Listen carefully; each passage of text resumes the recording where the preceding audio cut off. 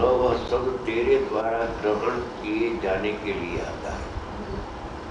એ શબ્દ તને જાણવા માટે આવતા નથી, એને જાણનાર વચમાં રોકી દે છે ને આમ આવે છે. તને જાણવા માટે એ શબ્દ ઉત્પન્ન નથી થયા, તને જાણવા માટે એ શબ્દ નથી નીકળ્યા કે તારો એ વિષય જ્ઞેય થઈ જાય, એમ નથી. शब्द स्रोत इंद्रिय का केवल विषय रूप होने से स्रोत में आता है. केवल स्रोत का विषय होने से स्रोत में आता है, ज्ञान में नहीं आता है. ज्ञान तक पहुंचता नहीं है शब्द. કાલે આપણી જે વાત નીકળી એ તો એ રીતે ઉપરથી જ મેં લીધી હતી. મને આ કઈ યાદ નહીં કે વાંચેલું હોય તો ભૂલી જવાય, પણ અત્યારે તો ચોખ્ખું વાંચો. જો शब्द स्रोत इंद्रिय का केवल विषय रूप होने से स्रोत में आता है.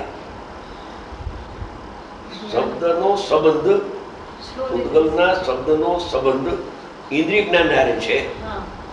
શબ્દનો સંબંધ જ્ઞાન ની હારે નથી. એ જ્ઞાનનું જ્ઞેય નથી, એ જ્ઞાન સુધી આવતું નથી, રોકે છે ઇન્દ્રિય જ્ઞાન. કેવળ સ્રોત ઇન્દ્રિયનો વિષય છે શબ્દ. તારા માટે, તારા જાણવા માટે આવતો નથી. તારા જાણવા માટે તો તારો આત્મા છે.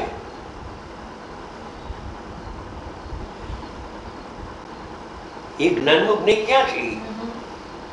એ તો ઇન્દ્રિય જ્ઞાનનો વિષય છે, અને ઇન્દ્રિય જ્ઞાન સુધી જ આવે છે શબ્દો. કેવલ કેવલ સ્રોતમાં જ આવે છે. કેટલી જુદાઈ છે આત્મા અને આત્માના ઉપયોગથી ઇન્દ્રિય જ્ઞાન અને ઇન્દ્રિય જ્ઞાનનો વિષય કેટલા જુદા છે. ભાવેન્દ્રિય ને ભાવેન્દ્રિયના વિષયો આવે છે ને 31માં આપણે જોયું હતું ને, અત્યંત ભિન્ન છે. યાદ મૂકીએ છીએ.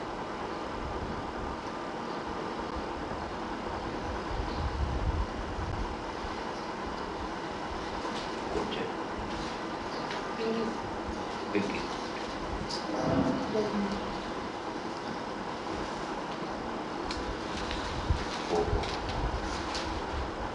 એટલે હું પરને જાણતો નથી, જાણનાર રહે છે.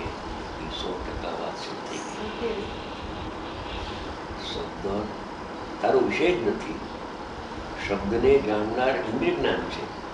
તારા જ્ઞાનનો વિષય તો તારો આત્મા છે, એમ કે છે. એટલું ભેદ જ્ઞાન કરાવે છે. ફરીથી शब्द स्रोत इंद्रिय का केवल विषय रूप होने से स्रोत में आता है. स्रोत इंद्रिय भाविंद्रिय में आता है, द्रव्येंद्रिय की बात नहीं. अच्छा, शुभ या अशुभ रूप तुझको यह नहीं कहता कि तू मुझे देख. रूप और न वह रूप तेरे से ग्रहण किए जाने के लिए आता है.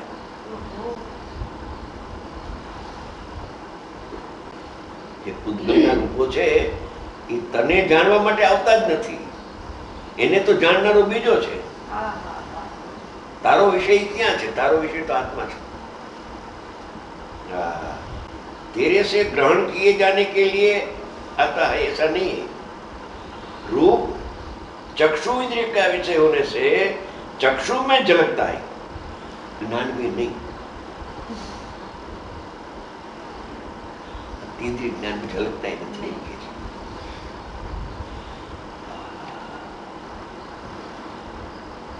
ગુરુદેવ કહેતા હતા ખરેખર આત્મા પરને જાણતો નથી, ઉપયોગ મૂકવાની વાત શું આવે? જાણે છે, ઇન્દ્રિય જ્ઞાન જાણે છે. રૂપ કાળો ધોળો રૂપ છે ઉદ્ગલનું, એ ચક્ષુ ઇન્દ્રિયનો વિષય છે. ત્યાં સુધી આવે છે, ત્યાંથી અટકી જાય છે. આત્મા સુધી નથી પહોંચતું. રૂપ પહોંચી શકતો નથી. પહોંચી શકે, એને રોકનાર ઇન્દ્રિય છે. ઇન્દ્રિય છે, રોકી દે છે. रूप चक्षु इंद्रिय का विषय होने से चक्षु में झलकता है, ज्ञान में नहीं. भाव इंद्रिय में झलके छे. शुभ या अशुभ गंध तुझको यह नहीं कहती कि तू मुझे सूंघ, और न वह गंध तेरे द्वारा ग्रहण किए जाने के लिए आती है.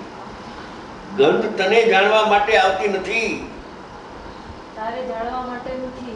એ તારે જાણવા તારો વિષય જ નથી, આત્માનો વિષય જ નથી ગંધ.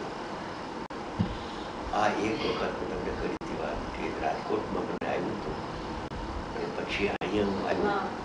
પછી તમે કહ્યું કે આ વખત તમારી વાત જુદા પ્રકારની થાય છે.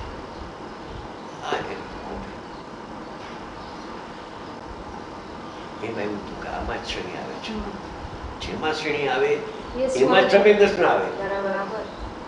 સમ્યક દર્શનમાં જે સ્થિતિ હોય એ શ્રેણીમાં હોય. બરાબર. અતિન્દ્રિય જ્ઞાનમાં ઝલકતું નથી, તો ઇન્દ્રિય જ્ઞાનમાં ઝલકે છે. સહી વાત છે.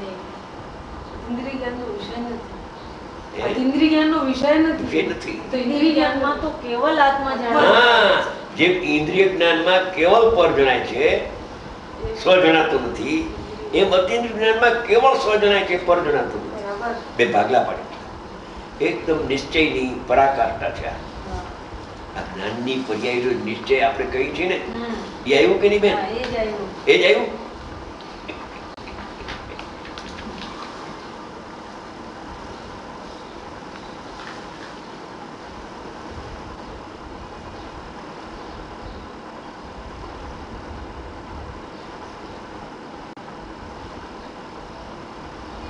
किंतु गंध घ्राण इंद्रिय का विषय है, इससे नासिका द्वारा मालूम होती है. गंध ज्ञान द्वारा नहीं.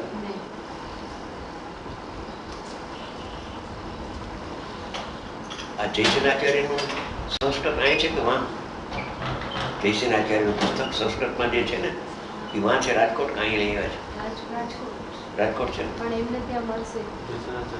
જયસેનાચાર્ય આ તો લેતા આવે અત્યારે પછી એમાં આપણે સંસ્કૃત જોશું અને એને શું કર્યું છે એ ગજબનું સારું બનાવે છે. પેલા ન આવ્યું દર્પણમાં આવ્યું પ્રતિબિંબ કે સમાન કેવું કઈ જોઈને. એટલે વિદ્વાન માણસ છે, અનુવાદ કરનાર. એ હુકમચંદજીએ કહ્યું હતું મને કે એનો વાત બરાબર છે.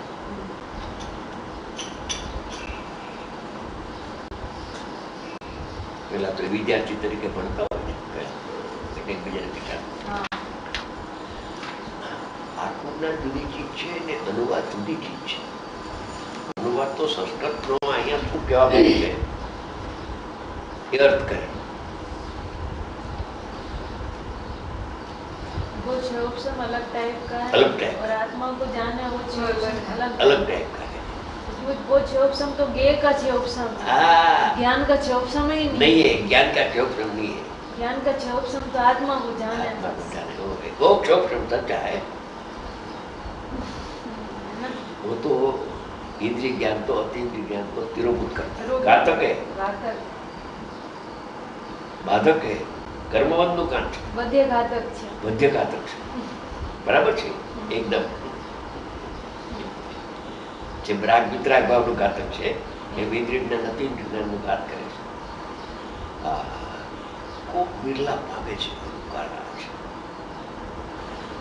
કરતા બુદ્ધિ ને જ્ઞાતા બુદ્ધિ બેમાંથી કોકની અધિકતા હોય તો બે હારે, હોય તો બે હારે જાય પણ એક હારે. હા, પણ મુખ્યતા ગુણતા એ વાત સાચી છે. પંડિતોને જ્ઞાતા બુદ્ધિની વધારે બોલી ગઈ. એ તો છૂટવું બહુ મુશ્કેલ. કરતા બુદ્ધિ તો હજી થાકીને પણ ઈચ્છા થાય છે પણ એ પ્રમાણે થતું નથી. પણ આ તો પ્રત્યક્ષ દેખાય કે આ ઘડિયાળમાં કેટલા વાગ્યા. તમે તો નહોતા શીખવા પાત્ર એની અમારી સામે હાલ આવ્યું. ઠીક છે, બધાને બોલાવે, બોલો આ ઘડિયાળમાં કેટલા વાગ્યા. અરે પણ ઘડિયાળ એમ કહેતી નથી કે તું મને જો. ઘડિયાળને જાણ્યા ઘડિયાળ જુદો છે, બીજો છે. ઘડિયાળને ખબર નથી અંધારામાં છે. અને આ વાત છે ઇન્દ્રિય જ્ઞાન ને અતિન્દ્રિય જ્ઞાનની વાત તમે વાંચી આવ્યા ત્યારે ન કહ્યું કે આ વાત તો ભાઈ અહીંયા છે, બાકી આવી વાત તો અમારા દેશમાં ક્યાંય ચાલતી નથી. આ જ્ઞાનના બે વિભાગ છે, બે પ્રકારનું જ્ઞાન છે એ ખબર નથી. એક વ્યવહાર નિશ્ચય. પહેલી વાર સાંભળ્યું જ્ઞાનથી જ્ઞાનનું ભેદ જ્ઞાન. એટલે ઈ કયો હોય જ્ઞાનથી જ્ઞાનનું ભેદ? લખાયું છે લાઈક એને જ્ઞાનથી જ્ઞાનનું ભેદ કરવા જેવું. બાપુ સમજશે નહીં સમજે તો પ્રશ્ન તો આવશે ને. કૃષ્ણને પરિચય કોને? આહા. વ્યવહારના પક્ષમાં બેન જ્ઞાન પીડાઈ જાય પીડાઈ જાય છે. બિલકુલ સહી વાત. છે. એવો ચોખ્ખો એવી વાત કરી છે. આમ વેદજ્ઞાનની વાત છે. વેદનાની પરાકાષ્ઠા છે. પરાકાષ્ઠા છે. પરાકાષ્ઠા. પછી આગળ अशुभ या शुभ रस तुझको यह नहीं कहता कि तू मेरा स्वाद ले और न वह रस तेरे से ग्रहण किए जाने के आता है. તને જાણવા માટે એનો ઉત્પાદન નથી. આહા. તારી પાસે મને તું જાણ એવી કહેતા નથી ને તારો સ્વભાવ એને જાણવાનો નથી. જાણવાનું. ये न वह रस तेरे से ग्रहण किए जाने को आता है. तने જાણવા માટે રસ આવતો નથી. રસનો ખાટો મીઠો રસ છે, તને જાણવા માટે એનો ઉત્પાદ નથી. रस रसना इंद्रिय का विषय है, इससे रसना से मालूम होता है. એનો વિષય છે, એમાં ઝલકે છે, એવું નહીં. હા. अशुभ वा या शुभ स्पर्श तुझको यह नहीं करता कि तू मुझे स्पर्शन कर और न वह तेरे से ग्रहण किए जाने के लिए आता है.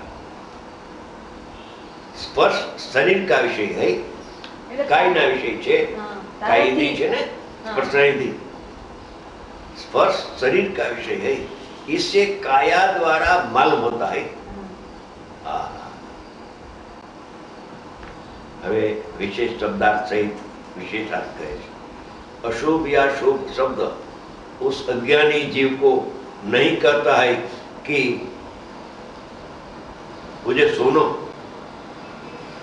और वह शब्द तेरे द्वारा ग्रहण किए जाने के लिए नहीं आता है. श्रोत इंद्रिय का विषय रूप आता है. श्रोत इंद्रिय का विषय रूप आता है.